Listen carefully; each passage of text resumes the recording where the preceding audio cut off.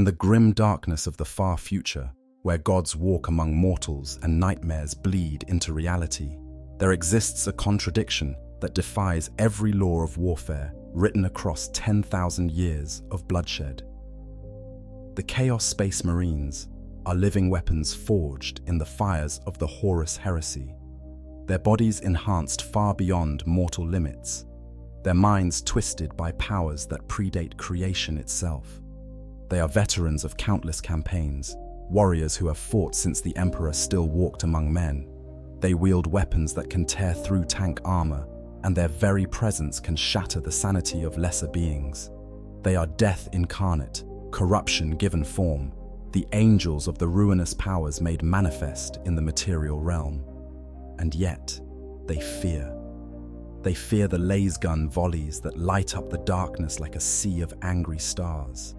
They fear the thunder of artillery that drowns out even the screams of demons.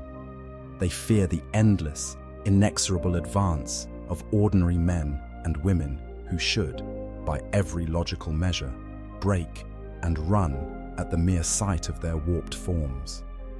The Chaos Warbands fear the Imperial Guard, and this fear is not born of propaganda or false bravado. It is a fear earned through 10 millennia of brutal lessons, written in the ashes of worlds where mortal soldiers stood against the darkness and refused to yield. This is the paradox that haunts the traitor legions and their corrupted offspring.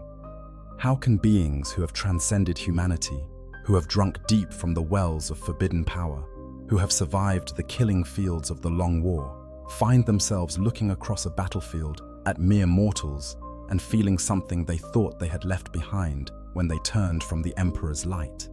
The answer lies not in any single factor, but in the convergence of countless elements that transform the Imperial Guard from what should be easy prey into humanity's most enduring instrument of warfare. Consider the nature of a Chaos Space Marine warband. These are not the disciplined legions that once marched under Primarch banners during the Great Crusade. 10,000 years in the Eye of Terror have shattered the traitor legions into countless splinter groups, each following its own dark champion, each pursuing its own twisted goals. A warband might number a few dozen warriors, or perhaps a few hundred at most. Each of these warriors is irreplaceable in practical terms. Yes, new recruits can be gathered from corrupted worlds or fallen loyalists, but the process is slow, uncertain, and dependent on resources that are never guaranteed in the anarchic realm of chaos. When a Chaos Lord stands before his warband, he sees not just warriors, but investments of time, resources, and dark pacts stretching back centuries or even millennia. Every Marine represents genocide carefully preserved, weapons and armor maintained through techno-sorcery, and allegiances carefully balanced with demonic patrons whose patience is never certain. Lose too many in a single engagement, and a warband can find itself crippled for decades, unable to project power, vulnerable to rival warbands, and diminished in the eyes of the dark gods, whose favor is the only currency that matters in the great game. The Imperial Guard operates under an entirely different paradigm. When a Lord General surveys his forces, he sees not irreplaceable champions, but resources to be expended in pursuit of victory. This is not cruelty, though cruelty is certainly present in the Imperial military machine. It is simple mathematics on a scale that defies mortal comprehension. The Guard can lose 1 million soldiers in a single campaign and have those losses replaced within months. They can sustain casualty rates that would annihilate any other fighting force, and simply requisition more regiments from the endless reserves of Imperial manpower. This fundamental difference in sustainability creates a dynamic that inverts the expected relationship between elite warriors and mass infantry. The Chaos Space Marines must fight conservatively, must preserve their strength, must choose their battles with care. The Imperial Guard can afford to be profligate with lives, because those lives will be replaced, because the Imperium's capacity to produce soldiers far exceeds even its staggering casualty rates. But this is only the beginning of understanding why the servants of the dark gods have learned to respect, and yes, to fear, the armies of ordinary humanity. The Guard is not simply numerous. They are numerous and armed with weapons that, while individually less powerful than the war gear of Chaos Marines, become devastating when multiplied by millions and deployed with cold, calculated precision. They are numerous and disciplined, able to maintain unit cohesion under circumstances that would shatter lesser forces. They are numerous and adaptable, capable of fielding everything from lightning-fast armored columns to grinding siege formations that can reduce fortresses to rubble through sheer, relentless application of firepower. They are numerous, and perhaps most terrifyingly for the servants of chaos, they are willing. Willing to die, willing to stand against horrors that defy description, willing to trade their lives for inches of ground, because they have been taught since childhood that their sacrifice serves a purpose greater than any individual existence. The story of why Chaos Warbands fear the Imperial Guard is the story of how ordinary humans have learned to weaponize their own mortality, to transform their fragility into a kind of strength that even the most powerful warriors of the Long War cannot entirely overcome. It is a story written in lass fire and artillery smoke, in trenches filled with the dead, in the cold mathematics of attrition warfare. It is a story that continues across 1,000,000 battlefields, wherever the forces of chaos seek to extend their dominion and find themselves facing not superhuman warriors or ancient technology, but simply more humans than they can kill before the ammunition runs out. The weight of numbers, humanity's infinite tide. The first time a newly ascended Chaos Lord encounters an Imperial Guard army in full deployment, there is often a moment of dark amusement. From orbit, the Guard appears as an almost comical mass of soft targets, their formations spread across kilometers of terrain, like insects crawling across a killing floor. A veteran of the Long War, one who has slaughtered entire space marine companies and laid waste to fortress monasteries, might be forgiven for viewing such a host as nothing more than an opportunity for slaughter. This amusement typically lasts until the first artillery barrage transforms entire sectors of his invasion force into smoking craters, or until his Warbands' assault into the Guard lines reveals not a breaking mob, but a disciplined firing line that falls back in good order, trading space for time while fresh regiments move to encircle his position. The numbers involved in Imperial Guard deployments operate on a scale that defies easy comprehension. When we speak of the Guard's strength, we are not discussing thousands or even millions of soldiers in the abstract. We are discussing a military force so vast that the Departamento Munitorum itself cannot provide accurate strength reports at any given time. The lists of new recruits and the toll of casualties can run into the millions in a single day, and these are considered routine fluctuations in the overall strength of the Astra Militarum. Every year, trillions of new soldiers are tithed into the Guard from across the 1,000,000 worlds of the Imperium. To put this in perspective, if the entire Imperial Guard were to form up in a single column with each soldier taking up 1 meter of space, that column would reach from Terra to Armageddon, a distance measured not in thousands of kilometers, but in light years. This is not hyperbole drawn from Imperial propaganda. This is the simple mathematical reality of an institution that draws its strength from a galactic empire containing hundreds of trillions, perhaps quadrillions, of human beings. Consider a single hive world, one of thousands across the Imperium. A modest hive world might contain between 50 and 100 billion souls packed into towering arcologies that pierce the clouds. A major hive world can hold populations exceeding 2 trillion people. From each of these worlds, the Imperium demands its tithe of soldiers. The exact percentage varies based on countless factors, including proximity to active war zones, strategic importance, industrial capacity, and the whims of administrators whose decisions might not be reviewed for centuries. But even a conservative estimate of 1% of a hive world's population entering military service yields numbers that beg a belief. From a single hive world of 100 billion souls, assuming only 1% enter the Imperial Guard, we arrive at 1 billion soldiers. Not 1 billion across the world's entire history, but 1 billion potentially available for a single major mobilization. Divide that by the standard regimental strength of approximately 8,000 soldiers, and you have over 125,000 regiments from a single world. Now multiply this across thousands of hive worlds, tens of thousands of civilized worlds, and countless other categories of imperial planets, and you begin to grasp the true scale of the Guard's strength. But raw numbers alone do not explain why Chaos Warbands have learned to approach Guard deployments with caution. After all, quantity without quality is simply a larger massacre waiting to happen. What transforms the Guard's numbers from liability into weapon is the logistical infrastructure that supports them and the doctrines that employ them. The Departamento Munitorum, for all its bureaucratic inefficiency and legendary administrative delays, has mastered the art of moving vast armies across interstellar distances. Every day, somewhere in the Imperium, hundreds of regiments are boarding transport ships, traveling through the warp, and deploying to new war zones. The flow of soldiers is constant, a tide that never ebbs regardless of casualties. A Chaos Warband that destroys an entire Imperial army on Monday will find a fresh army arriving on Thursday, and another the week after that, and another after that, each one learning from the mistakes of its predecessors, each one adapting its tactics based on reports from the survivors of previous engagements. This creates a strategic environment that favors the defender and the attacker with infinite reserves.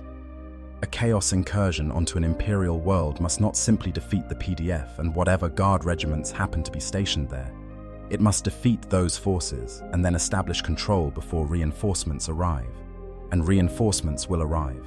They might take weeks or months, but they will come, and they will keep coming until either the Chaos forces are destroyed or the Imperium determines that the world is lost and subjects it to exterminatus, rather than allow it to fall permanently into enemy hands.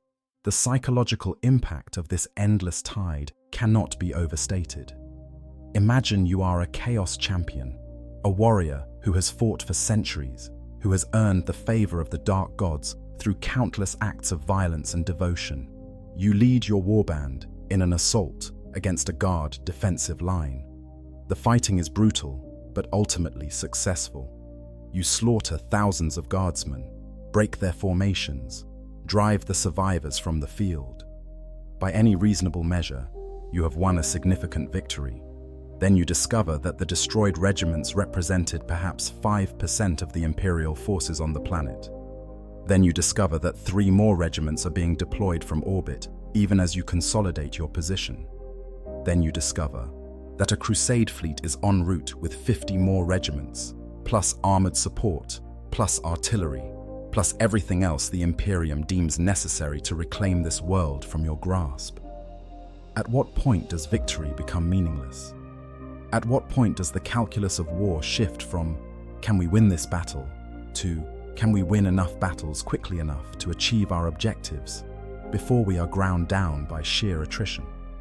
This is the question that Chaos Warbands must answer every time they face the Imperial Guard in anything larger than a raid, and increasingly, the answer is forcing them to choose their targets with greater care. The Guard's numbers also enable a form of tactical flexibility that even the most skilled Chaos commanders struggle to counter. Because regiments are so numerous, Imperial commanders can afford to make mistakes. They can commit forces to probing attacks that reveal enemy positions and capabilities. They can sacrifice entire regiments as bait to draw enemy forces into killing zones. They can maintain multiple independent axes of advance, knowing that if one thrust is defeated, 2 others will continue pressing the attack. This stands in stark contrast to the operational constraints facing Chaos Warbands. Every loss is keenly felt. Every tactical error can have strategic consequences. A Chaos Lord who loses half his warband in a single engagement has effectively removed himself from significant operations for years while he rebuilds his strength. An Imperial Guard general who loses half his army in a single engagement requests reinforcements and continues the campaign. Moreover, the sheer number of Guard soldiers means that even in defeat, they can inflict casualties that matter. A Chaos Space Marine might kill 50 Guardsmen before he falls, but if those 50 Guardsmen manage to damage his armor, destroy his weapons, or simply slow him down enough for artillery to bracket his position, then their deaths have served a purpose. Trade ratios that would be devastating for any other force become acceptable for the Guard because they can sustain them indefinitely while their enemies cannot. There are documented cases where Imperial Guard forces won campaigns simply by refusing to stop dying.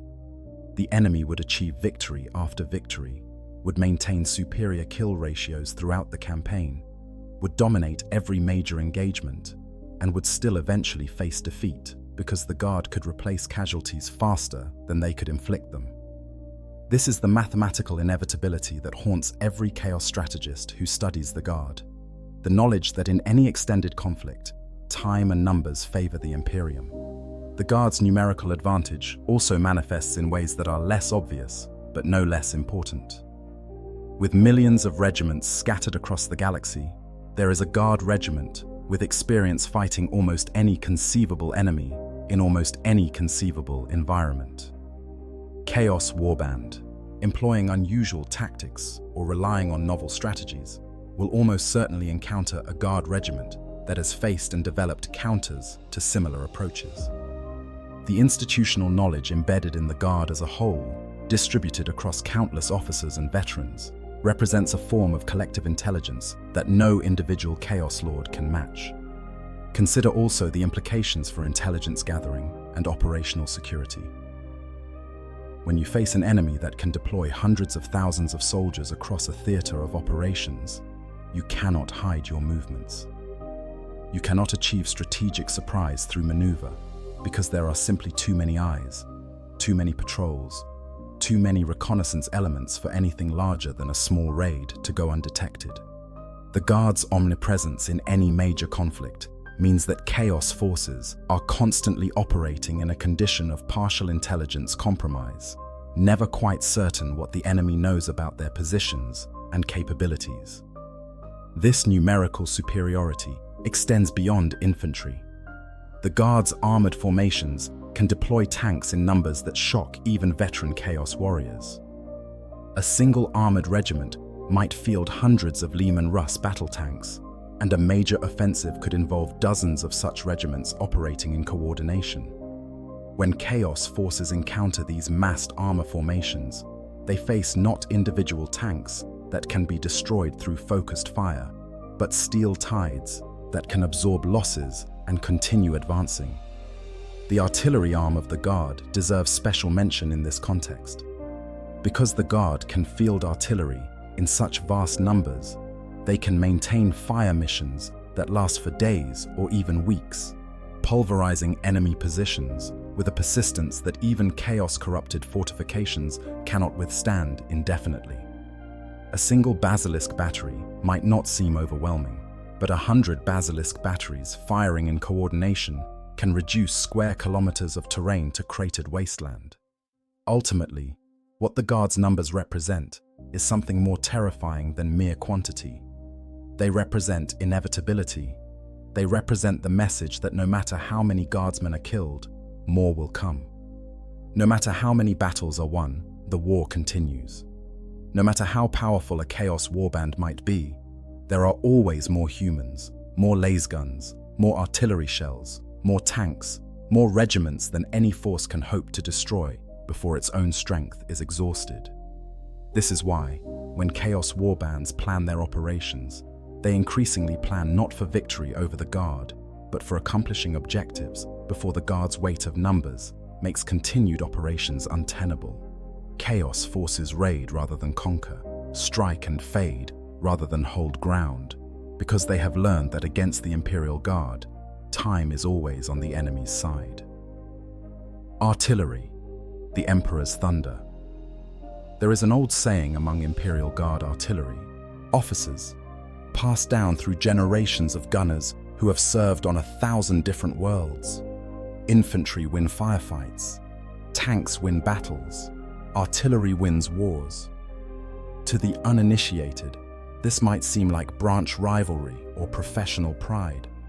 To those who have witnessed what massed Imperial artillery can do to an enemy formation, it is simple statement of fact.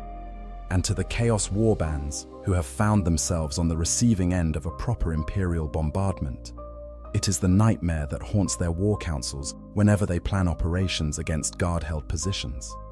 The Basilisk is the most numerous and recognizable artillery piece in the Imperial arsenal. A self-propelled gun mounted on the reliable Chimera chassis and armed with the fearsome Earthshaker cannon.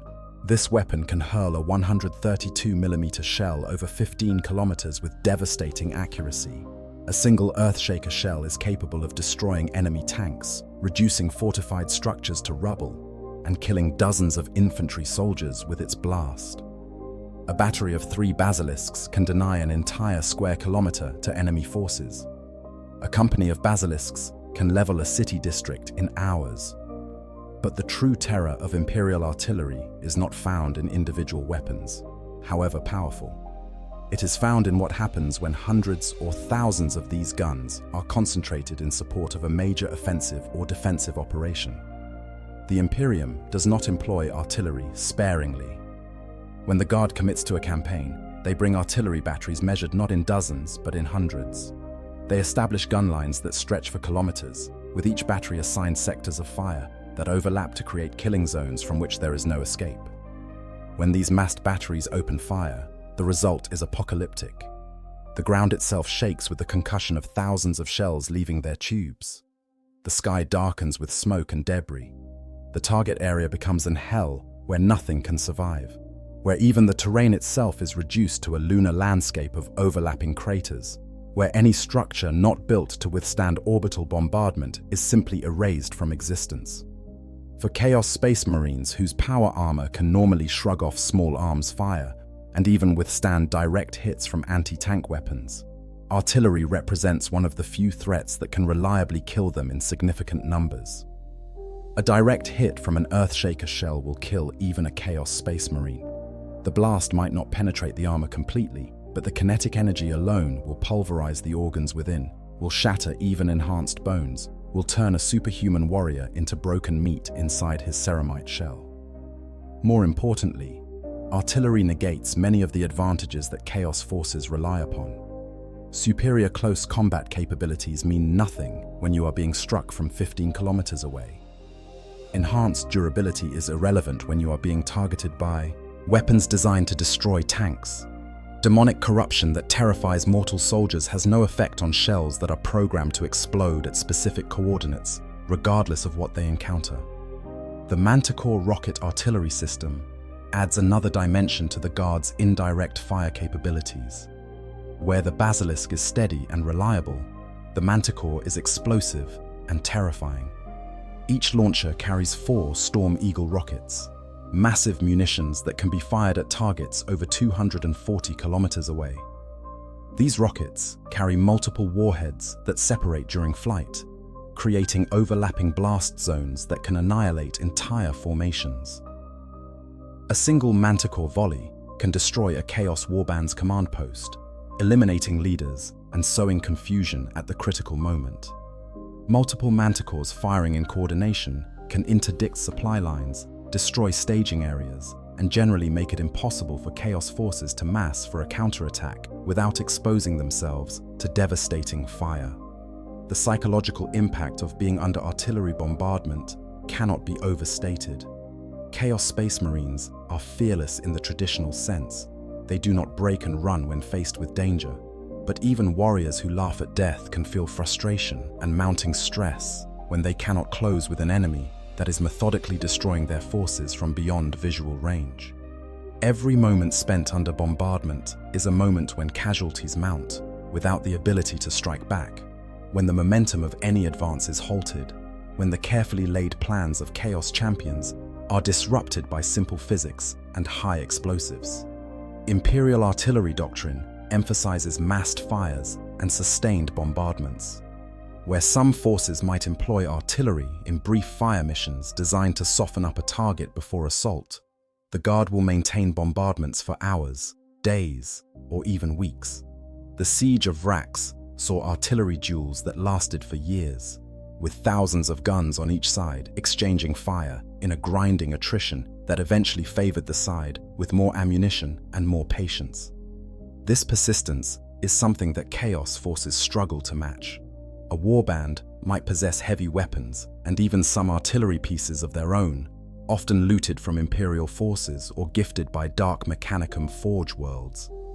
But they rarely have the logistical support to maintain sustained fire. Ammunition is precious in the Eye of Terror and must be hoarded for decisive moments. Supply lines are unreliable, dependent on the shifting tides of the warp and the whims of demonic patrons who care little for mortal logistics. The Guard faces no such constraints. When an artillery battery expends its ammunition, more is brought forward from vast stockpiles maintained by the Departamento Munitorum. When guns wear out from constant use, they are replaced from Forge worlds whose entire output is dedicated to military production. The Guard can afford to fire shells worth more than a soldier's annual pay at targets of minimal value because the shells will be replaced and the industrial capacity to produce them is effectively infinite. This disparity in sustainability means that artillery duels between Chaos forces and the Imperial Guard almost always favor the Imperium. Chaos batteries might achieve local superiority and inflict casualties, but as their ammunition dwindles, the Imperial guns continue firing with mechanical precision, methodically destroying gun positions and counter-battery radars until the Chaos artillery is silenced and the Guard's fires can shift to other targets. The Guard's artillery arm also benefits from sophisticated targeting and coordination systems.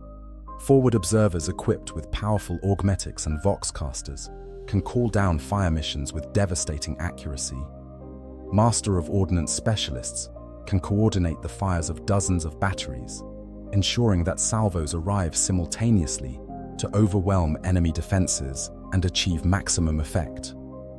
Tech priests maintain fire control systems that can calculate trajectories accounting for wind, gravity, altitude, and even the Coriolis effect of planetary rotation.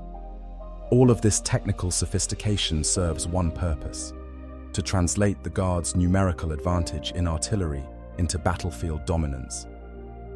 A Chaos warband assaulting a Guard position must account for the fact that the moment they are spotted, they will be targeted by more firepower than they can survive. They must plan approach routes that provide cover from indirect fire, must move quickly to avoid giving the Guard time to bracket their position, and must be prepared to take casualties from artillery that they cannot silence or evade. Specialist artillery variants add even more versatility to the Guard's indirect fire capabilities. The Griffin heavy mortar provides short-range fire support with high explosive shells that are ideal for suppressing infantry. The Colossus siege mortar fires massive shells designed to demolish fortifications. The Medusa siege gun combines the range of a basilisk with even more powerful shells that can penetrate the heaviest armor. Each of these systems has its role, and a well-equipped Guard army will deploy all of them in appropriate numbers. The result is an artillery force that can engage any target at any range with the appropriate munition. Infantry concentrations are shredded by air-bursting shells. Armored columns are struck with armor-piercing rounds. Fortifications are reduced by bunker-buster munitions. There is no tactical problem that cannot be solved, or at least addressed, through the application of sufficient artillery fire. The doctrinal emphasis on artillery also reflects a broader truth about Imperial Guard warfare. The Guard wins through firepower, not maneuver. While Guard forces are capable of sophisticated tactical operations, their fundamental approach to war is to identify the enemy position, subject it to overwhelming bombardment, and then advance to occupy the ruins. This methodical, firepower-intensive approach plays to the Guard's strengths in logistics and industrial capacity, while minimizing casualties from close assault, where Chaos forces hold advantages. For Chaos warbands, planning operations in areas where the Guard has established artillery dominance, the problem becomes nearly insurmountable. How do you assault positions that can bring down fire from hundreds of guns within minutes of detection? How do you maintain operational security when the Guard can afford to bombard any suspected enemy position just to be certain? How do you advance when every avenue of approach is registered and can be turned into a killing zone at a moment's notice? The answer, increasingly, is that you do not. Chaos forces that would once have launched frontal assaults or attempted to hold ground against Imperial attacks now focus on rapid raids, infiltration, and hit-and-run tactics designed to avoid giving the Guard time to bring its artillery to bear. This shift in chaos tactics from direct confrontation to evasion is perhaps the clearest indication of the respect, and yes, the fear, that Imperial artillery has earned among the servants of the Dark Gods. Discipline under fire, Cadian excellence. Among the countless regiments of the Imperial Guard, none are more famous or more emblematic of the Guard's strengths than the Cadian shock troops. Even after the fall of their homeworld during the 13th Black Crusade, the Cadians remain the standard by which all other regiments are measured. Their tactical doctrines studied in military academies across the Imperium. Their reputation for discipline and effectiveness known to friend and foe alike. To understand why Chaos Warbands fear the Cadians specifically, and the Guard more generally, one must understand what Cadian discipline truly means. It is not simply the ability to follow orders or maintain formation under fire, though the Cadians excel at both. It is a comprehensive approach to warfare that begins in childhood and continues throughout a soldier's entire service, creating warriors who are as close to professional soldiers as the Imperium can produce en masse. Every child born on Cadia was raised in a society wholly dedicated to military service. From the age of 14, Cadian youth entered the White Shield program, a rigorous training regimen that taught them weapons handling, small unit tactics, and the mental discipline necessary to face the horrors emerging from the Eye of Terror. By the time a Cadian soldier graduated from the White Shields and joined a frontline regiment, they had skills and experience that would make them veterans in most other armies. This early training created soldiers who could strip, clean, and reassemble a laser gun before they could write their names, who could perform complex tactical maneuvers as naturally as breathing, who understood without conscious thought that their survival and the survival of their squad depended on maintaining discipline regardless of circumstances. These were not conscripts forced into uniform and given minimal training before being shipped to war zones. These were professionals who had dedicated their entire lives to the craft of warfare. The Cadian doctrine emphasizes discipline above all other martial virtues. Cadian commanders believe that a disciplined force can overcome superior numbers, better equipment, and even supernatural threats through the simple application of coordinated firepower and tactical flexibility. History has proven them correct time and again. Cadian regiments have held against chaos invasions that should have overrun their positions, have launched counterattacks that reclaimed worlds from the grasp of darkness, have maintained cohesion and fighting effectiveness under circumstances that would shatter lesser formations. For chaos forces accustomed to breaking Imperial resistance through terror and overwhelming force, Cadian discipline presents a unique challenge. A Cadian firing line does not break when demons appear. It does not waver when Chaos Space Marines charge. It maintains its formation, follows its training, executes its orders, and delivers coordinated volleys of lasfire that can down even power-armored targets through sheer volume. This discipline extends to every aspect of Cadian military operations. Cadian officers are trained in the Tactica Imperium from childhood, learning strategic principles and tactical options that give them the flexibility to respond to changing battlefield conditions. They drill their soldiers relentlessly in fire and movement, ensuring that even under the most chaotic conditions, squads can bound forward while maintaining suppressive fire on enemy positions. Cadian combined arms doctrine is particularly effective against chaos forces. where many guard regiments organize their armor and infantry separately. Cadian regiments integrate these elements at the company and battalion level. Infantry squads advance under the protection of Lehman Russ battle tanks. Armored columns are screened by infantry, who can deal with anti-tank threats. Artillery fires in support of both, creating a synergistic effect where the whole is significantly greater than the sum of its parts.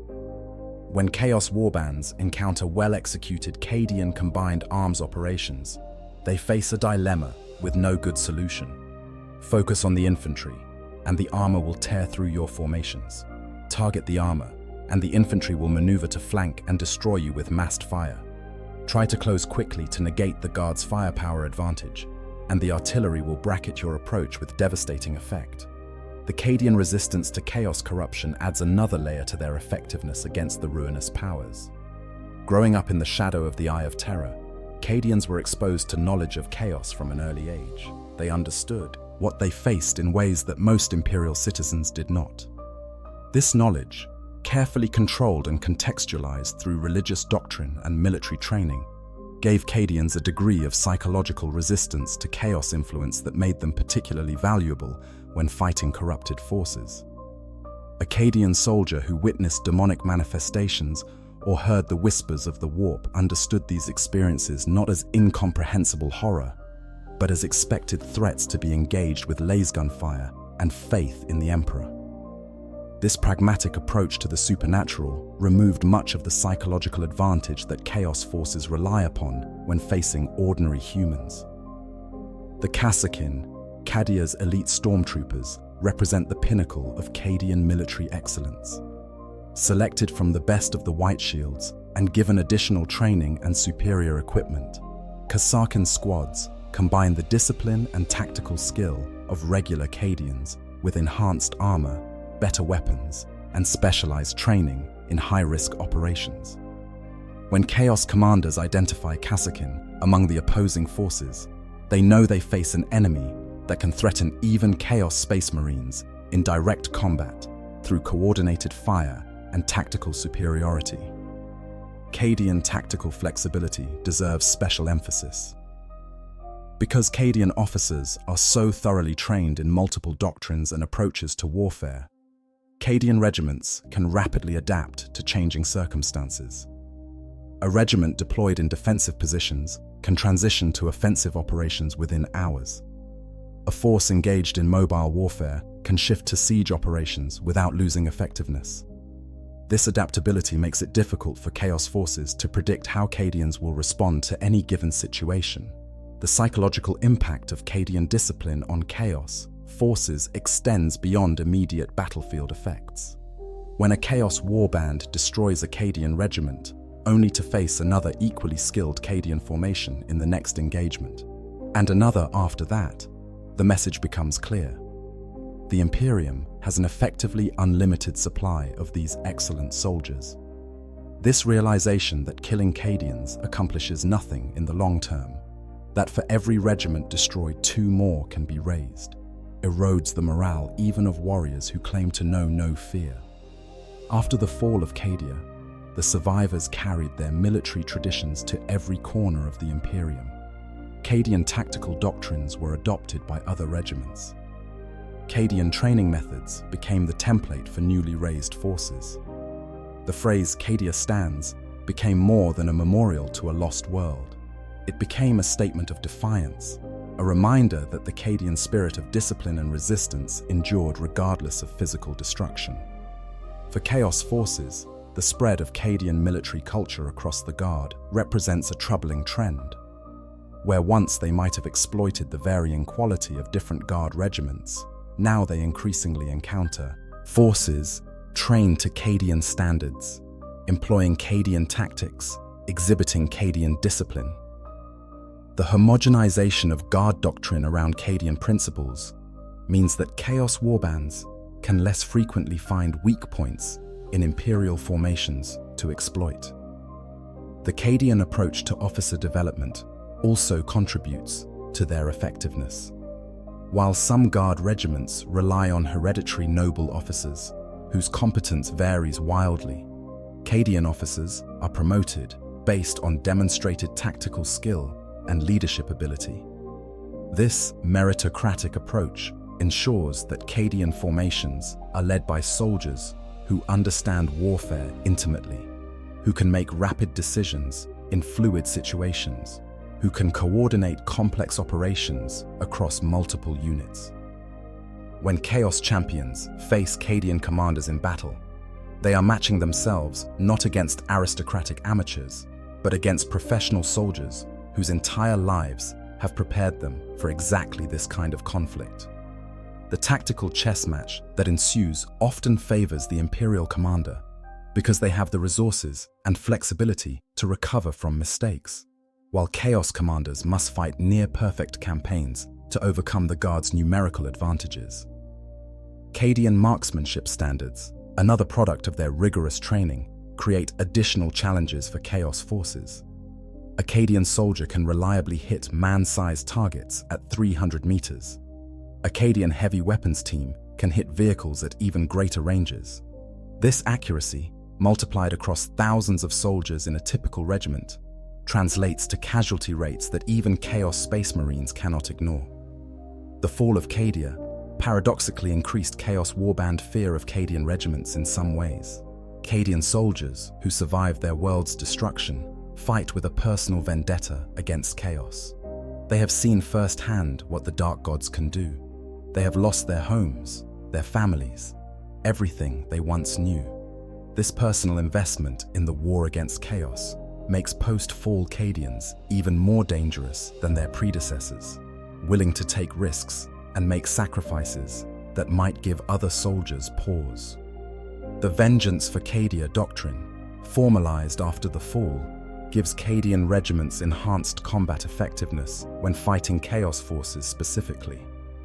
This combination of tactical skill, superior discipline, personal motivation, and doctrinal bonuses creates a force multiplier that makes Cadian regiments far more dangerous to Chaos warbands than their raw numbers would suggest. The Siege Masters, Death Corps. Attrition. If the Cadians represent the Guard's excellence in combined arms and tactical flexibility, the Death Corps of Krieg represent something altogether more terrifying: the willingness to win through sheer attrition regardless of cost. Where other regiments might celebrate victory, the Death Corps measure success in enemies killed and objectives taken, viewing their own casualties as irrelevant details in the greater calculus of warfare. The Death Corps emerged from the ashes of a world that destroyed itself in civil war, where loyalist forces unleashed nuclear weapons against their own planet to prevent it from falling to chaos corruption. The resulting nuclear holocaust turned Krieg into a radioactive death world where survivors could only exist in underground hives, breathing recycled air and drinking purified water drawn from contaminated aquifers. This apocalyptic origin shaped every aspect of Krieg military culture. Kriegers view death in service to the Emperor not as tragedy, but as redemption, as atonement for their world's ancient sin of rebellion. They fight with a grim determination that borders on suicidal, willing to advance into withering fire, to accept casualty rates that would be considered unacceptable by any other regiment, to trade lives for inches of ground, because every death brings them closer to the forgiveness they seek. For Chaos warbands, fighting Death Corps regiments creates psychological pressures that are hard to quantify, but impossible to ignore. When you kill 100 Kriegers, and the survivors do not even pause in their advance. When you inflict casualties that would break any other force, and they continue their methodical assault as if nothing has happened. When you realize that no amount of killing will make them retreat or even slow down, the psychological impact is profound. The Death Corps specialize in siege warfare and attritional combat, the grinding, inglorious type of fighting that decides campaigns not in dramatic charges, but through patient, relentless pressure. Their doctrine emphasizes massed artillery fire, followed by infantry advances through no man's land, clearing trenches and bunkers with flamer and bayonet, taking losses that would horrify other commanders, while methodically reducing enemy positions to rubble. The Siege of Vrax stands as the definitive example of Death Corps' methodology. faced with a heavily fortified world that had fallen to chaos. The 88th Death Corps Siege Army waged a 17-year campaign of unrelenting bombardment and assault. Millions of Kriegers died in those 17 years, their bodies filling trenches and covering battlefields. Yet the Death Corps never wavered, never retreated, never considered the possibility of failure. The Chaos Defenders of Vrax, despite being reinforced by Chaos Space Marines, demonic allies, and traitor Titan legions, could not match the Death Corps' tolerance for casualties. They could win individual battles, could inflict losses at favorable ratios, could even achieve local superiority at critical points. But they could not survive the steady, inexorable pressure of an enemy that simply would not stop coming. This is the nightmare scenario for Chaos commanders, facing an enemy that cannot be broken through conventional means, that views casualties as acceptable costs, that will continue attacking until either they are all dead or you are. The mathematics of such conflicts always favor the side with more soldiers and more willingness to expend them, which invariably means the Death Corps. Krieg artillery doctrine deserves special attention. Death Corps armies deploy artillery in numbers that shock even other guard regiments. Entire bombardment corps, consisting of thousands of guns, support their operations, laying down barrages that last for days or weeks, systematically destroying every structure, every fortification, every piece of cover in the target area before the infantry ever begins its advance. When Chaos forces face Death Corps artillery preparation, they must decide whether to remain in their positions and endure bombardment that will eventually destroy them, or to abandon those positions and face the Krieg infantry in the open. Neither option is good. The artillery will eventually reduce any fixed position to rubble, but abandoning fortifications means engaging Death Corps soldiers in the type of close-range firefight where Krieg discipline and willingness to accept casualties creates insurmountable advantages. The Death Corps' tolerance for chemical, biological, and radiological hazards makes them particularly valuable when fighting Chaos forces that employ such weapons. Kriegers grow up in one of the most hostile environments in the Imperium. They are accustomed to wearing rebreathers and protective gear as everyday necessities. Chaos weapons that would devastate other regiments, that would force evacuations and create contaminated zones, are simply accepted as part of the battlefield environment by Death Corps soldiers who have known nothing but poison air and radiation their entire lives. This immunity to environmental warfare removes entire categories of weapons from Chaos arsenals when fighting the Death Corps. Nurglite Plague Marines who rely on disease to weaken defenders before assault find that Kriegers' sealed suits and harsh upbringing grant them resistance to all but the most virulent contagions. Chaos sorcerers who attempt to corrupt Krieg positions with toxic gases discover that every Krieger carries equipment to survive exactly those conditions.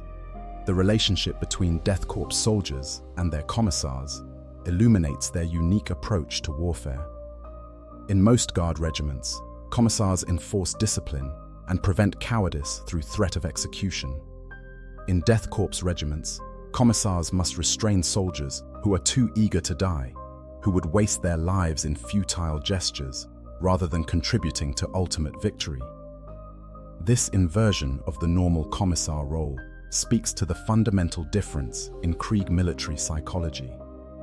When Chaos forces encounter Death Corps in defensive positions, they face enemies who will literally never retreat.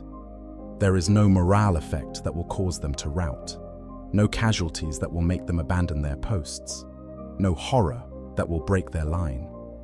They will fight until they are all dead, and their deaths will serve a purpose, because they will buy time for reinforcements, will inflict casualties on the attackers, will deny Chaos forces the quick victory they need to maintain operational momentum. The Death Corps' combined arms approach, while less sophisticated than Cadian doctrine, is brutally effective in its simplicity. Tanks and artillery support the infantry, but they are viewed as supporting elements rather than independent arms. The infantry is the center of Death Corps operations, the iron fist that will be driven into enemy positions regardless of cost. This infantry-centric doctrine means that destroying Krieg armor does not cripple their offensive capabilities the way it might with other regiments. Krieg engineers and specialized assault troops add another dimension to their siege warfare capabilities. These specialists can breach fortifications, clear minefields, and eliminate strong points that would halt conventional assaults. Supported by the rest of the regiment's firepower and backed by soldiers who will advance regardless of casualties, Krieg engineers can reduce fortresses that should be impregnable through sheer, methodical application of demolition charges and flamers. The Death Corps' use of Death Riders, cavalry mounted on horses bred in Krieg's toxic environment, provides them with a mobile strike arm that can exploit breakthroughs and pursue defeated enemies. While this might seem anachronistic in an age of mechanized warfare, Death Riders have proven their worth in countless campaigns, particularly in terrain where vehicles cannot operate effectively. For Chaos Warbands, the presence of Death Riders adds another layer of threat.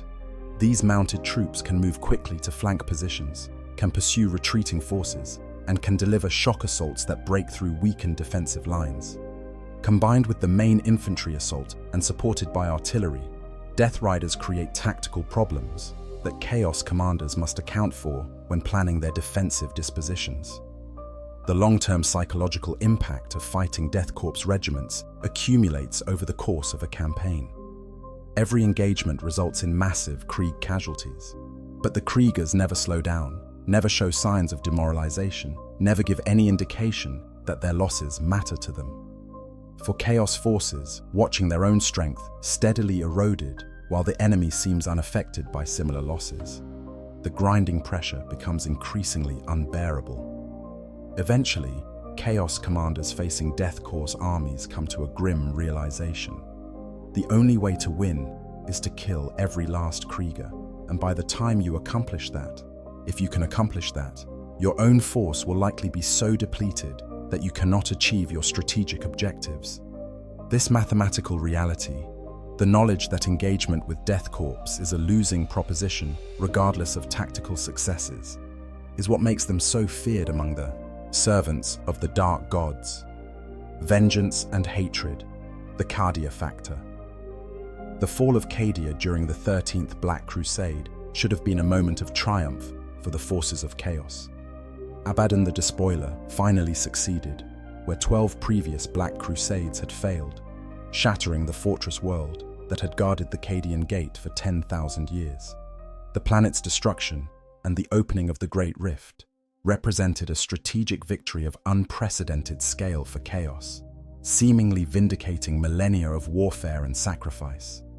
Yet in the years since Cadia's fall, Chaos Warbands have discovered that destroying the planet was far easier than destroying what Cadia represented. The Cadian spirit, that unbreakable determination to stand against the darkness, did not die when the planet shattered. Instead, it spread across the Imperium, carried by the millions of survivors who escaped before the final moments.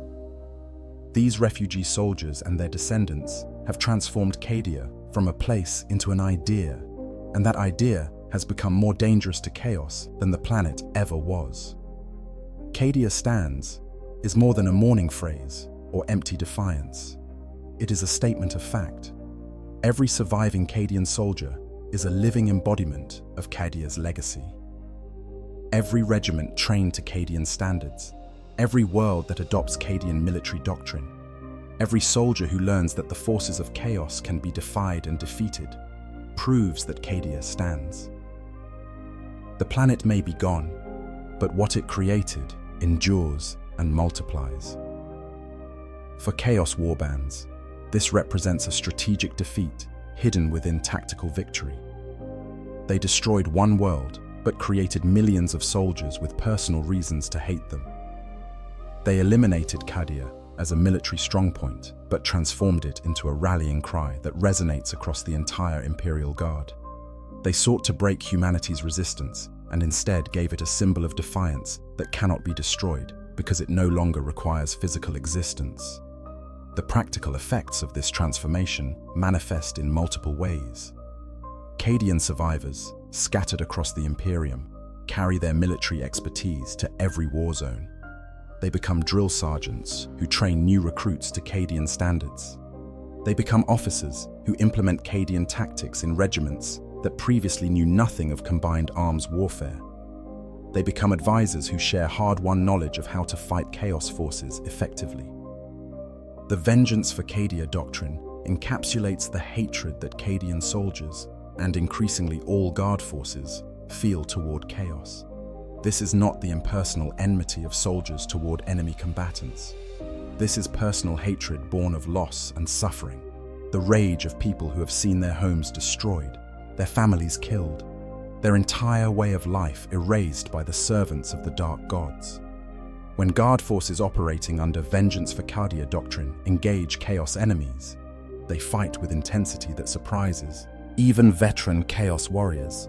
They press attacks that conventional tactics would counsel against. They hold positions that should be abandoned. They accept casualties in pursuit of killing just one more servant of the ruinous powers. This hatred transforms ordinary soldiers into fanatics, and fanatics into terrors that even Chaos Space Marines respect. The psychological warfare implications extend beyond individual combatants. When Chaos forces know they face Cadian survivors or Cadia-inspired regiments, they must account for enemy troops that will not break, will not surrender, and will fight with skill and determination that exceeds what would be expected from their equipment and numerical strength. This knowledge affects operational planning, requiring Chaos forces to commit more resources to engagements than they might otherwise need. The spread of Cadian military doctrine across the Guard has created a degree of standardization that benefits the Imperium in its struggle against chaos. Where previously Chaos commanders could exploit the differences between regiment types, now they increasingly encounter forces that fight in similar ways, employing similar tactics, exhibiting similar strengths. This standardization makes it harder for Chaos to achieve surprise through unconventional approaches because the Guard has become more consistent in its responses.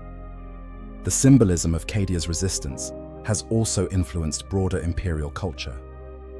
The story of how Cadia held against 13 Black Crusades, how its soldiers fought to the last, even as their world was torn apart, has entered the mythology of human resistance to chaos. This mythology creates expectations that Guard soldiers must live up to, creating a virtuous cycle where the legend of Cadian defiance inspires actual defiance in future conflicts. For Chaos champions who participated in the 13th Black Crusade, who witnessed Cadia's final hours and believed they were ending a threat, the ongoing prominence of Cadian forces represents a bitter lesson. You cannot kill an idea by destroying the territory that gave it birth. You cannot eliminate a military tradition by shattering the world that created it. The only way to truly defeat Cadia would have been to kill every Cadian soldier in the galaxy, and that was never a realistic objective even for Abaddon's massive fleet. The relics of Cadia, salvaged from the dying world and distributed among surviving regiments, carry psychological weight that exceeds their material value. Banners that flew over fortress walls during the final siege, weapons that killed Chaos Space Marines in the last battles, armor worn by heroes who died defending their world. All of these items serve as tangible connections to Cadia's legacy. When Chaos forces see these relics on the battlefield, they are reminded that they face soldiers who carry the memory of their world's sacrifice with them. The hatred extends beyond military operations into strategic planning. Imperial commanders who might otherwise consider negotiation or temporary truces with Chaos forces are less likely to do so when Cadian advisors are present. The Cadian perspective is uncompromising. Chaos must be destroyed wherever it is found, regardless of cost or inconvenience. This absolutist stance removes diplomatic options that Chaos might otherwise exploit. Cadian training of planetary defense forces on worlds they garrison ensures that Cadia's military legacy will outlast the current generation of soldiers. Worlds defended by Cadian-trained PDF will fight more effectively when chaos threatens. They will be harder to corrupt, harder to conquer, and more likely to inflict significant casualties on Chaos forces before falling. This long-term investment in military competence multiplies the effectiveness of Cadian influence far beyond what their actual numbers would suggest. The personal nature of Cadian hatred for Chaos also creates tactical unpredictability. Chaos commanders facing Cadian forces cannot always rely on conventional tactical logic. A Cadian regiment might choose to attack where defense would be smarter because their hatred overrides tactical calculation. They might refuse to retreat from untenable positions because abandoning ground to Chaos offends their sense of honor. This emotional component in what should be rational military decision-making creates variables that Chaos strategists struggle to account for. The fact that Cadia's destruction came at such cost to Chaos forces also colors how Warbands view engagements with Cadian-descended units. Abaddon committed enormous resources to the 13th Black Crusade. Countless Chaos Space Marines died taking Cadia. Traitor Titan legions were destroyed. Demon princes fell. All of this was endured to destroy one world, and the strategic benefits that destruction was supposed to provide have not materialized because Cadia's military tradition endures and spreads. For Chaos warlords evaluating whether to commit forces to operations against Cadian regiments, this history provides a cautionary lesson. Cadians will make you pay for every meter of ground, and even if you destroy them completely, their legacy will ensure that more Cadians, or soldiers trained to fight like Cadians, will appear elsewhere. The cost-benefit analysis increasingly suggests that avoiding Cadian forces when possible is smarter than engaging them directly. The transformation of Cadia from place to principle represents perhaps the most successful psychological operation in Imperial history, though it was never planned as such. Chaos sought to destroy a symbol of Imperial resistance and instead immortalized it, ensured that it would never be forgotten, guaranteed that every future generation of Guard soldiers would know the story of how Cadia stood. In attempting to break humanity's will, Chaos forged it stronger than before. Combined arms. Warfare, tanks, infantry, and death. The Imperial. Guard's approach to combined arms warfare represents one of the clearest examples of how mass and coordination can overcome individual superiority. Where Chaos warbands often deploy their forces according to the whims of their commanders or the demands of their demonic patrons, the Guard employs a systematic integration of infantry, armor, and artillery that creates battlefield synergies. Chaos forces struggle to counter. The Leman Russ battle tank serves as the foundation of the Guard's armored might. This vehicle, produced in greater numbers than any other Imperial tank design, embodies the Guard's philosophy of warfare: rugged, reliable, heavily armed, and simple enough to manufacture and maintain with the resources available to forge worlds across the Imperium. A single Leman Russ is a formidable opponent for even Chaos Space Marine infantry. A squadron of Leman Russ tanks operating in coordination is a threat that requires dedicated anti-tank assets to neutralize. The genius of Guard combined arms doctrine lies not in the individual capabilities of its components, but in how those components support each other. Infantry screens the armor from close assault, eliminating infiltrators and anti-tank teams before they can threaten the tanks. The armor provides mobile firepower and protection for the infantry, breaking through defensive positions and suppressing enemy heavy weapons. Artillery supports both, delivering long-range fires that disrupt enemy formations and prevent them from massing for counterattacks. When Chaos forces encounter well-executed Guard combined arms operations, they face a tactical puzzle with no easy solution. The traditional Chaos tactic of closing quickly to negate Imperial firepower advantages fails because the armor can engage at range while the infantry defends against close assault. Attempting to outmaneuver the Guard forces often results in exposure to artillery fire or presents opportunities for flanking by mobile guard elements.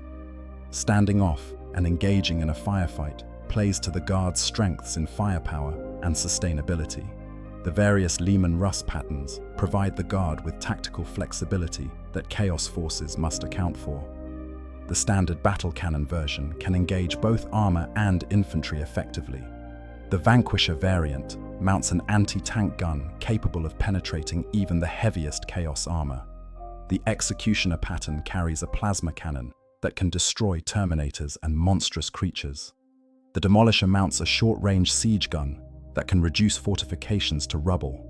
The Punisher variant carries a rotary cannon that can shred infantry formations. This variety means that Chaos commanders cannot assume they know what threats they face simply by identifying Lehman-Russ tanks in the enemy formation. A tank company might include multiple variants, each suited to different roles, ensuring that the guard has answers to whatever threats present themselves during the battle. The operational security challenges this creates compound the difficulties Chaos forces already face when fighting the guard. The integration of infantry and armor in guard doctrine operates at multiple levels. At the tactical level, individual squads advance behind tanks, using them as mobile cover while contributing their own firepower to suppress enemy troops that might threaten the armor. At the operational level, armored regiments and infantry regiments coordinate their movements, with armor exploiting breakthroughs created by infantry assaults, while infantry consolidates gains and protects the armor's supply lines. Mechanized infantry, transported in Chimera, armored personnel carriers, adds another dimension to guard combined arms capabilities. These units can keep pace with armor advances, can deploy quickly to exploit opportunities, and provide the infantry presence necessary to hold objectives that tanks can only pass through. The Chimera itself mounts weapons that contribute to the firepower of mechanized formations, making mechanized infantry companies dangerous opponents for all but the most heavily armored Chaos forces. For Chaos warbands lacking their own armor support, facing guard tank companies represents an almost insurmountable challenge. Chaos infantry, even Chaos Space Marines, cannot reliably destroy well-handled Lehman-Russ tanks with small arms fire.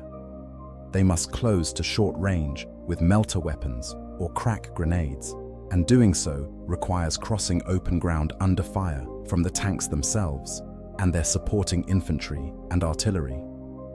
The casualty rates sustained in such assaults, even when successful, often render them Pyrrhic victories that weaken the warband for subsequent engagements. Chaos forces that do possess armor find that the guard's numerical advantages extend to this domain as well. Where a Chaos warband might deploy a handful of tanks, the guard deploys squadrons and companies. Where Chaos might carefully husband its armor for decisive moments, the guard employs its tanks liberally, accepting losses, knowing that replacements are available. This disparity in sustainability means that tank duels between Chaos and guard forces favor the Imperium, even when individual Chaos tanks are superior. The guard's use of super heavy tanks adds yet another layer to their armored dominance. Bane blades, Shadow Zords, and other super heavy variants represent concentrated firepower that can dominate entire sectors of the battlefield. A single Baneblade carries enough weaponry to engage multiple target types simultaneously, effectively functioning as a mobile firebase that can anchor defensive positions or lead breakthrough attacks. When Chaos forces identify super heavy tanks in guard formations, they must divert significant resources to neutralizing these threats. This diversion creates opportunities for other guard elements to exploit, as Chaos forces focusing on killing the Baneblade may expose themselves to fire from conventional tanks and infantry. The Super Heavy becomes not just a weapons platform, but a force multiplier through the tactical attention it demands. The integration of artillery into combined arms operations deserves emphasis. Guard doctrine does not view artillery as a separate arm that provides fire support on request. Artillery is an integral component of every operation, with fire plans developed in conjunction with infantry and armor movements to ensure that bombardments support the overall tactical scheme. This integration means that guard formations under artillery support are significantly more dangerous than their organic firepower would suggest. Chaos forces attempting to engage guard combined arms formations must do so, knowing that the battlefield is shaped by artillery that will punish any concentration of forces, any attempt to mass for assault, any movement toward objectives that guard commanders wish to deny. The artillery creates a battlefield environment where chaos forces must remain dispersed to avoid bombardment. But remaining dispersed means they lack the concentrated strength to overcome guard defensive positions. The guard's maintenance and logistics capabilities ensure that their combined arms approach can be sustained throughout extended campaigns. Forge World-produced spare parts and standardized equipment mean that damaged tanks can be repaired, that depleted ammunition stocks can be replaced, that the formation can maintain combat effectiveness over time. Chaos forces lacking equivalent logistical support watch their combat power degrade even when they are winning tactical engagements, knowing that time favors the enemy. The grinding machine. Attrition warfare. The Imperial Guard does not win wars through brilliant maneuvers or decisive battles, though these occur. The Guard wins through attrition, through the simple, brutal mathematics of outlasting the enemy. This approach to warfare, unglamorous and often criticized by military theorists who favor operational art over brute force, plays perfectly to the Guard's strengths while exploiting the fundamental weaknesses of Chaos Warbands. Attrition warfare requires two things: the ability to sustain casualties and the ability to inflict them. The Guard possesses both in abundance. Their replacement rates allow them to absorb losses that would cripple any other military force. Their firepower, delivered through massed infantry, armor, and artillery, ensures they can inflict steady casualties on any enemy foolish enough to engage them in extended combat. For Chaos Warbands, whose numbers are limited and whose replacements come slowly if at all, attrition warfare is a losing proposition. Every casualty represents not just a tactical loss, but a strategic degradation of the warband's power. A Chaos Lord who loses a third of his warband in a campaign has effectively removed himself from major operations for years while he rebuilds. An Imperial Guard general who loses a third of his forces, requests reinforcements, and continues the campaign. This disparity in sustainability creates a strategic environment where time always favors the Imperium. In the short term, Chaos forces might achieve victories through superior individual capability or tactical brilliance. But as campaigns extend into months and years, as casualties accumulate on both sides, the Guard's ability to replace losses, while chaos cannot turn initial chaos, successes into ultimate defeat. The psychological impact of fighting an attrition war against the Guard cannot be overstated. Chaos warriors watch their brothers fall in battle after battle, knowing that each loss brings them closer to the point where they can no longer accomplish their objectives. Meanwhile, the Guard forces they face seem to multiply, with fresh regiments arriving to replace destroyed ones, with the enemy growing stronger even as the Chaos Warband grows weaker. The Guard's willingness to accept casualties in pursuit of strategic objectives enables operational approaches that Chaos forces cannot match. Guard commanders can order costly frontal assaults, knowing that even if the assault fails, it will weaken enemy positions and provide information for future operations. They can commit forces to holding actions that will inevitably result in the destruction of those forces, because holding the enemy in place serves larger strategic purposes. This operational flexibility born of sustainability allows the Guard to seize and maintain initiative in ways that Chaos forces struggle to counter. When every loss hurts, when every tactical decision must account for limited resources, Chaos commanders find themselves reacting to Guard moves rather than executing their own plans. The initiative, once lost to an enemy with superior sustainability, is almost impossible to regain. the economics of attrition warfare also favor the Imperium.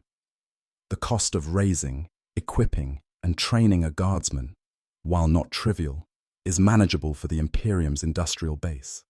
The cost of creating a Chaos Space Marine, accounting for genocide, armor, weapons, and the time required for the process, is orders of magnitude higher. Trading 10 guardsmen for 1 Chaos Space Marine might seem like a favorable exchange for chaos, but when the guard can replace those 10 soldiers, and the warband cannot replace the Marine, the exchange actually favors the Imperium. This economic dimension extends to equipment and logistics. The Guard can afford to expend vast quantities of ammunition because their industrial base produces more ammunition than they can use. Chaos Warbands must husband their resources because resupply is uncertain and often dependent on factors beyond their control. A Chaos Force that wins every tactical engagement but exhausts its ammunition doing so has achieved nothing, while the Guard can continue fighting indefinitely. The Guard's approach to attrition warfare is not passive. They do not simply absorb casualties and hope the enemy runs out of soldiers first. Instead, they actively seek to maximize the exchange rate through superior tactics, better positioning, and overwhelming firepower. The goal is not to trade 1 for 1, but to inflict casualties at rates that make even the Guard's generous replacement capacity sustainable while bleeding the enemy dry. Defensive attrition warfare, where the Guard holds prepared positions and forces chaos attackers to come to them, represents the paradigm case of this approach. The Guard fortifies positions, concentrates artillery, and establishes fields of fire that funnel attackers into killing zones. Chaos forces assaulting these positions take casualties from artillery, from machine guns, from tanks, from every weapon the Guard can bring to bear. Even when assaults succeed, the cost is often so high that the Chaos Force is too weak to exploit the breakthrough. Offensive attrition warfare, where the Guard attacks chaos positions, employs similar principles in reverse. Massive artillery preparation degrades enemy positions before the assault begins. Infantry advances under cover of armor and smoke, seeking to close with the enemy positions while minimizing exposure to defensive fire. The goal is not elegant maneuver, but simply destroying the enemy through sustained application of force. The tempo of Guard attrition operations can be adjusted to suit strategic requirements. When speed is essential, the Guard can accept higher casualties to achieve rapid advances. When time is available, they can slow the tempo, reducing their own losses while maintaining pressure on the enemy. This flexibility in tempo allows Guard commanders to control the pace of campaigns in ways that maximize their advantages. Chaos forces facing Guard attrition warfare find themselves in a strategic bind. They can choose to engage, accepting casualties they cannot afford in pursuit of tactical victories that do not translate to strategic success. Or they can refuse battle, ceding territory and initiative to an enemy that will use both to tighten the noose. Neither option leads to favorable outcomes, which is precisely the point of attrition warfare done correctly. The Guard's institutional memory of successful attrition campaigns provides templates that can be applied to new situations. The Siege of Vrax, the Armageddon Wars, the Sabbat Worlds Crusade, all of these campaigns demonstrated how attrition warfare, patiently and methodically applied, can overcome enemies who should theoretically be superior. These historical examples inform current doctrine and give Guard commanders confidence that their approach works. For Chaos Warbands, the historical record of attrition warfare against the Guard is a chronicle of defeats. Warbands that engaged the Guard in extended campaigns have been destroyed or forced to withdraw, with mission objectives unaccomplished. The few successes typically involved achieving objectives quickly and withdrawing before the Guard's superior sustainability could manifest. The lesson is clear. Do not allow the Guard to turn the conflict into an attrition fight unless you are certain you can break their will before they break your strength. Unpredictability through diversity. Among the countless factors that make the Imperial Guard difficult to defeat, one of the most significant and least appreciated is their sheer diversity. The Imperium spans 1,000,000 worlds, each with its own culture, environment, and military traditions. The regiments raised from these worlds reflect that diversity, creating an Imperial Guard that encompasses desert raiders, jungle fighters, siege specialists, mechanized forces, drop troops, and countless other variations. For Chaos forces planning operations against Imperial positions, this diversity creates intelligence and planning nightmares.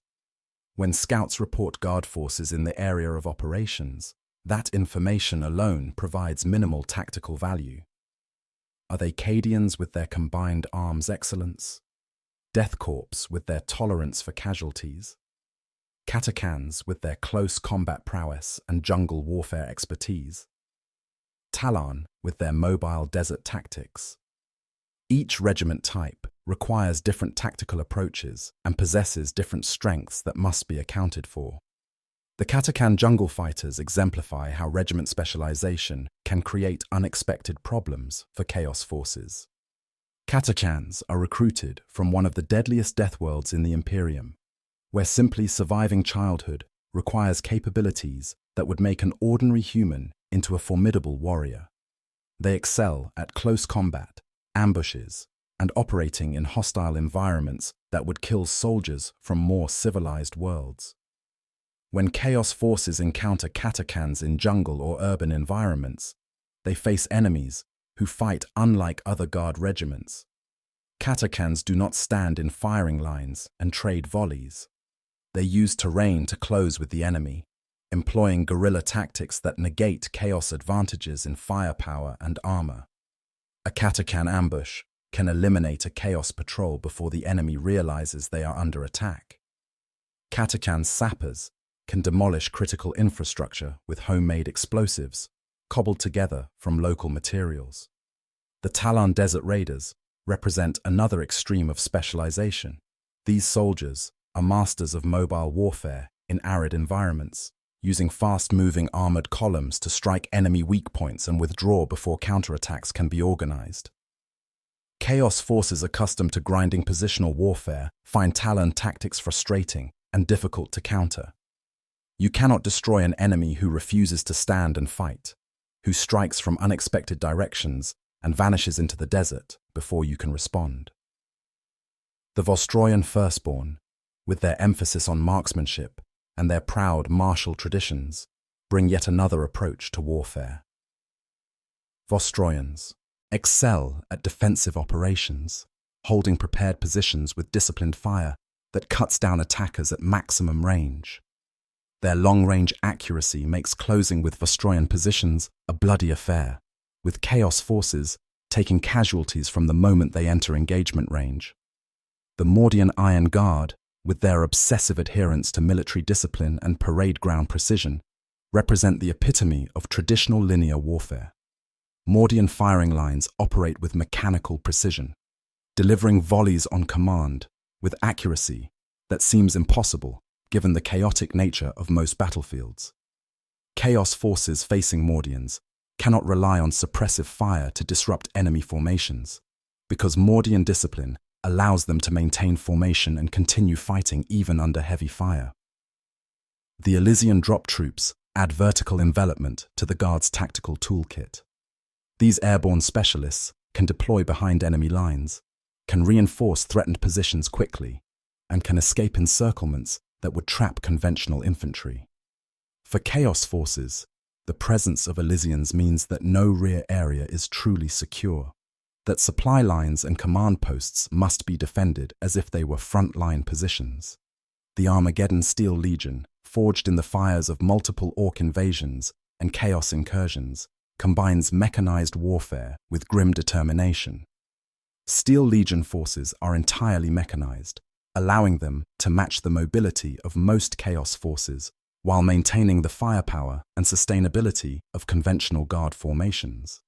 Their experience fighting on Armageddon against both Orc and Chaos enemies gives them institutional knowledge of how to fight corrupted forces effectively. The sheer number of regiment types, each with its own tactics and capabilities, means that Chaos forces can never develop a one-size-fits-all approach to fighting the Guard. Tactics that work perfectly against Cadian, combined arms formations, may fail completely against Katakan guerrillas. Strategies that neutralize Death Corps attrition warfare may prove ineffective against Talon mobile forces. Chaos commanders must either develop flexible plans that can adapt to different enemy types, or they must gather intelligence on which regiments they face and develop specific plans for each, and both approaches consume time and resources that Chaos forces can ill afford.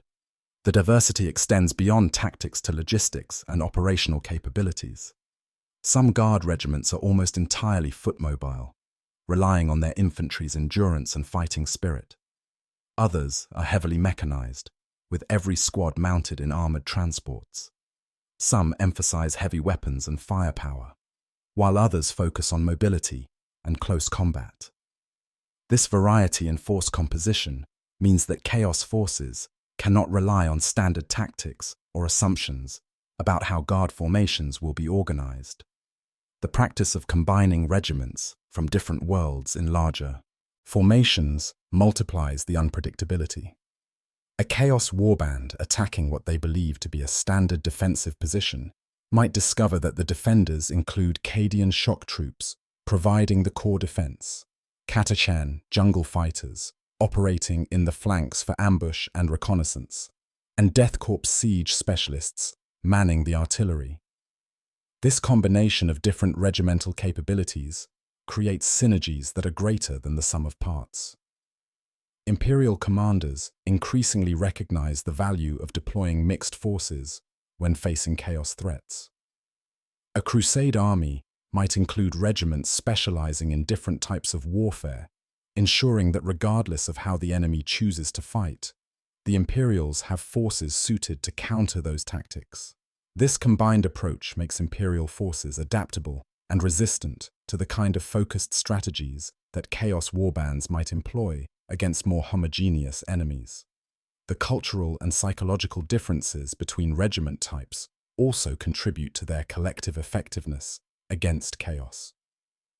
While all Guard regiments are theoretically resistant to Chaos corruption through faith in the Emperor and Imperial indoctrination, different regiments express that resistance in different ways. Cadians resist through discipline and knowledge, having grown up in the shadow of the Eye of Terror. Katachans resist through sheer bloody-mindedness and contempt for any threat that seems weak compared to their home world. This variety in psychological profiles means Chaos cannot employ a single approach to corruption or demoralization. The unpredictability factor also affects long-term planning. A Chaos warband that successfully raids Imperial worlds and learns to counter the local PDF and Guard regiments may find that when they return years later, the defending forces are completely different. Regiments rotate through deployments, new forces arrive, and the enemy the warband learned to fight has been replaced by entirely different regiments with different capabilities. For Chaos intelligence operations, the Guard's diversity creates unsolvable problems. How do you gather useful tactical intelligence when the enemy might be one of hundreds of different regiment types? How do you train your forces to fight the Guard when the Guard is not a monolithic entity, but rather an umbrella term for countless different military organizations? How do you develop doctrine when the enemy doctrine changes depending on which regiments you encounter? The answer is that you cannot, not completely. Chaos forces can prepare for the most common regiment types, can study the tactical approaches most frequently encountered, but they will inevitably face situations where they encounter unfamiliar opponents employing unexpected tactics. This inherent uncertainty in any confrontation with the Guard forces Chaos commanders to plan for more contingencies, to maintain larger operational reserves, to approach each engagement with the knowledge that their intelligence may be incomplete or simply wrong. The breaking point, when Chaos realizes There comes a moment in every extended campaign between Chaos forces and the Imperial Guard when the terrible truth becomes inescapable.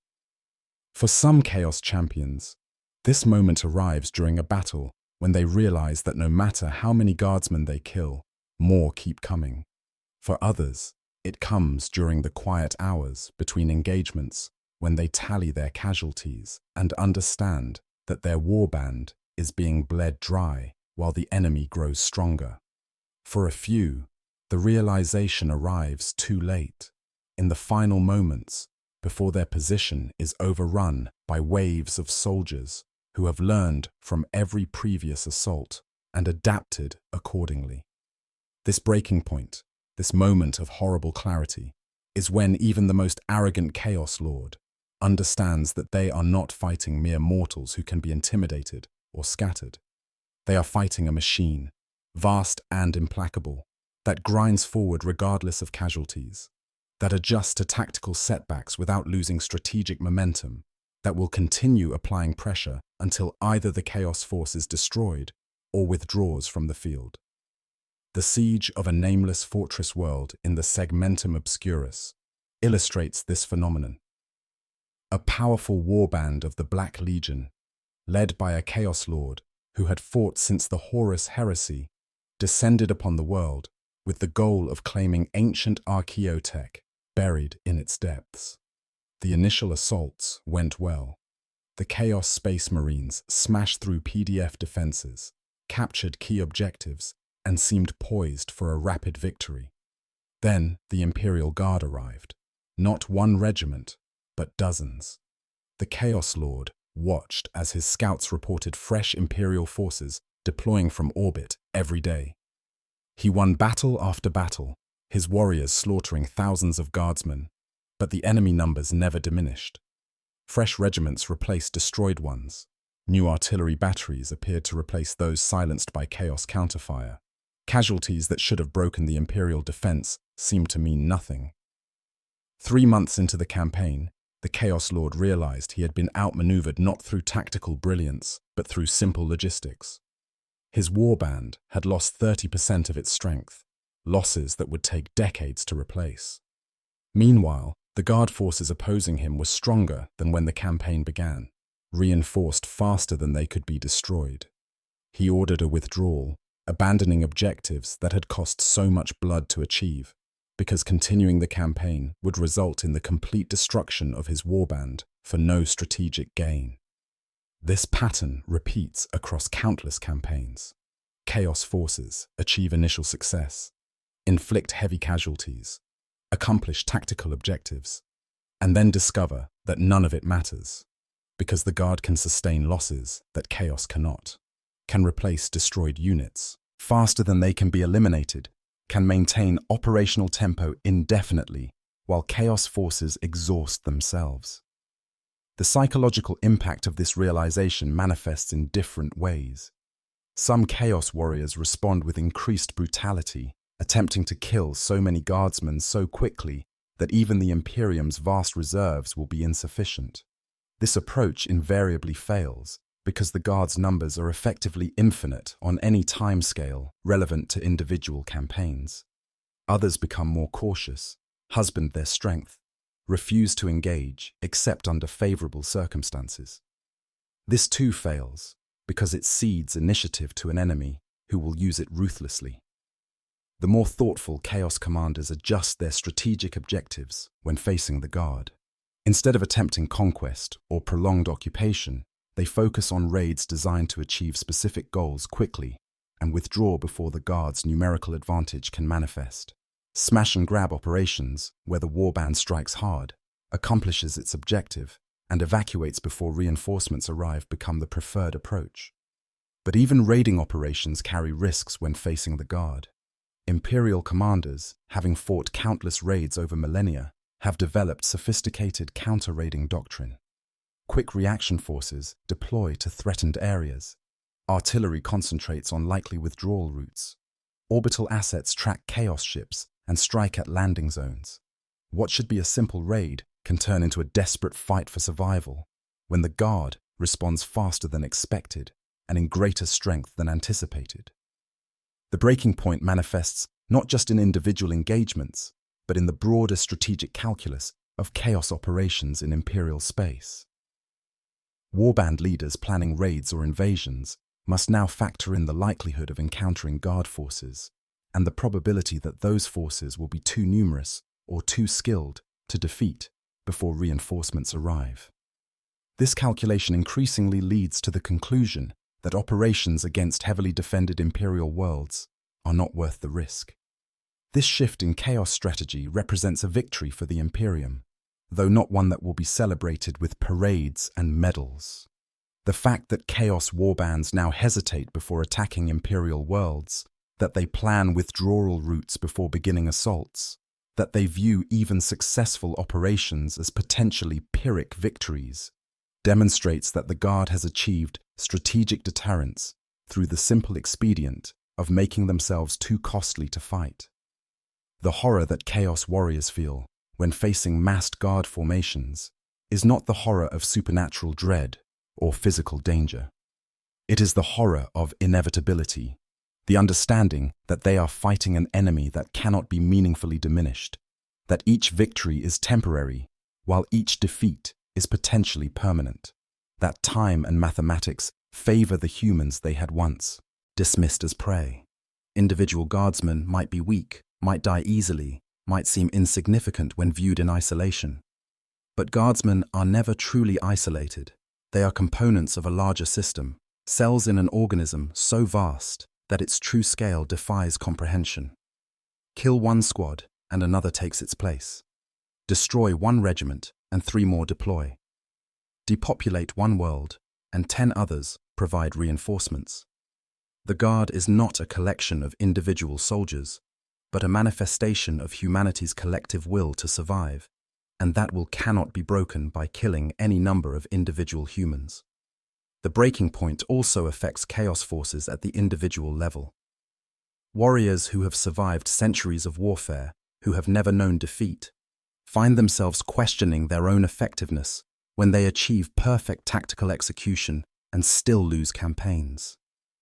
The erosion of confidence, subtle at first, but growing with each frustrating engagement against the Guard, can lead even Chaos Space Marines to doubt themselves and their cause.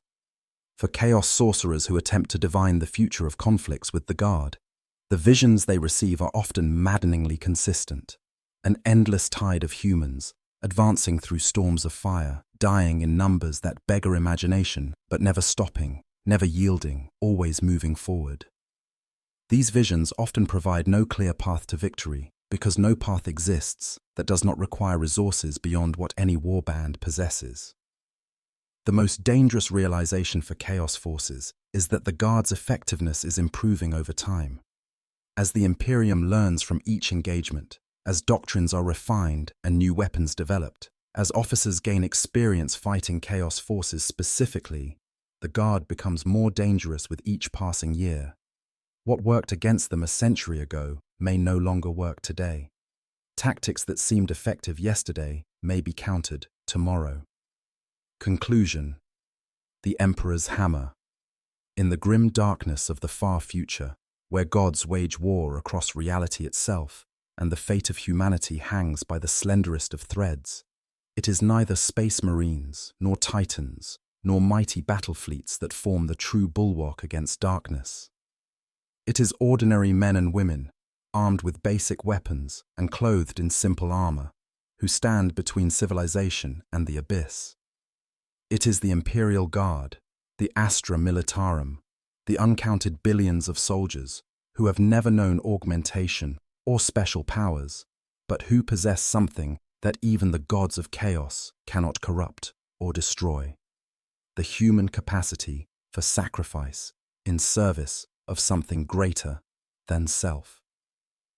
The Chaos Warbands have learned, through 10,000 years of bitter experience, that these ordinary soldiers are anything but ordinary. They have learned that numbers backed by discipline create a force that even supernatural powers cannot overcome. They have learned that artillery, well employed, can kill gods and demons as easily as mortals. They have learned that human courage, when properly directed and supported, can achieve feats that should be impossible. The fear that Chaos forces feel when facing massed guard formations is well earned. It is not the fear of any individual guardsman, whose capability in single combat pales next to that of a Chaos Space Marine. It is fear of the system that individual represents, the vast military machine that can lose 1 million soldiers before breakfast and conscript 2 million more by dinner. It is fear of the artillery that can reduce fortresses to rubble, of the tanks that advance in numbers sufficient to darken the horizon, of the discipline that keeps formations cohesive even as comrades fall. The Imperial Guard represents humanity at its most dangerous, organized, equipped, and motivated to defend its existence against all threats. Every regiment is a testament to human adaptability and resilience. Every campaign demonstrates that numbers and determination can overcome even the most formidable enemies when properly applied. Every victory against impossible odds proves that the human spirit, when forged in faith and tempered by discipline, cannot be broken by any force in the galaxy. For the Chaos Warbands who have learned to fear the Guard, that fear is rational recognition of a threat that cannot be eliminated through conventional means. You cannot kill all the guardsmen. You cannot destroy all their artillery. You cannot break their will through terror or intimidation. The only way to defeat the Guard is to avoid fighting them on their terms, to refuse the grinding attrition that always favors the side with more soldiers and more patience. But in a galaxy at war, where the Imperium has deployed millions of regiments across 1 million worlds, avoiding the Guard is increasingly impossible. They are everywhere. They hold every important world and garrison every fortress. They respond to every threat and deploy to every war zone. The ubiquity of the Guard means that any Chaos operation of meaningful scale will eventually encounter them, and that encounter will force a decision: engage and accept unsustainable casualties, or withdraw and abandon objectives. The Guard's greatest strength is not found in any individual capability, but in the aggregate effect of millions of soldiers working toward common goals. Each guardsman might be replaceable, but the institution they serve is immortal. The Guard has existed for 10,000 years and will exist for 10,000 more because it serves a purpose that transcends individual lives or specific campaigns. As long as humanity exists, there will be an Imperial Guard to defend it. The thunder of artillery, the roar of tank engines, the crack of laser guns firing in disciplined volleys. These are the sounds that haunt Chaos Warbands in the moments before battle. They are the sounds of the Emperor's hammer, the instrument through which humanity's will is imposed upon a hostile galaxy. They are the sounds that mean, regardless of how powerful you are, regardless of how many dark pacts you have made, or how much the gods favor you, you will face endless waves of soldiers who know no fear of death because they have been taught that their deaths serve a purpose greater than any individual existence. The Imperial Guard will endure. They will continue marching into fire, continue holding ground against impossible odds, continue sacrificing themselves in numbers that shock the conscience. They will do this not because they are mindless or fanatical, but because they understand something that the servants of chaos have forgotten: that civilization is worth defending, that humanity is worth preserving, that the Emperor's vision of an ordered galaxy, governed by human reason rather than demonic whim, is a cause worth dying for. And as long as they continue fighting, as long as the Guard stands ready to deploy wherever they are needed, as long as humanity can raise fresh regiments to replace those lost in battle, the forces of chaos will fear them. They will fear the endless tide of humanity. They will fear the thunder of guns. They will fear the discipline that turns ordinary humans into an army that can stand against gods. This is why Chaos Warbands fear the Imperial Guard, not because any individual guardsman is terrifying, but because the Guard as a whole represents an existential threat to chaos ambitions in the material universe. As long as the Guard exists, chaos cannot win. As long as regiments continue deploying to contested worlds, chaos cannot hold territory. As long as ordinary humans continue volunteering to stand against the darkness, that darkness cannot prevail. The Emperor's hammer strikes not with elegance or artistry, but with the simple, brutal efficiency of mass and momentum. It crushes opposition through the application of more force than any enemy can withstand, delivered with more persistence than any enemy can match. It is the ultimate expression of human warfare, imperfect, costly, often tragic, but ultimately effective at achieving the only goal that matters: survival. To every Chaos Warband that has faced the guard and lived to tell the tale, to every Chaos champion who has watched their carefully laid plans crumble under waves of lasgun fire, to every Chaos Lord who has realized too late that they have been outmaneuvered not through tactical brilliance, but through simple mathematics, the message is clear. The Imperial Guard cannot be defeated through conventional means. They can only be endured, and even endurance has limits when facing an enemy that will never stop coming. So let the thunder of artillery shake the earth. Let the Guard's regiments deploy across 1,000,000 worlds. Let humanity's soldiers stand ready to face whatever horrors the galaxy produces. The Chaos Gods may be eternal, but so too is humanity's capacity for resistance. And that resistance is embodied in the men and women who wear the uniform of the Imperial Guard. If you've enjoyed this deep dive into why even the forces of chaos have learned to fear ordinary humans armed with lasguns and faith, make sure to like this video and subscribe to the channel for more stories from the grim darkness of the far future. The Emperor protects, and the Guard ensures that protection is backed by sufficient firepower to make it meaningful.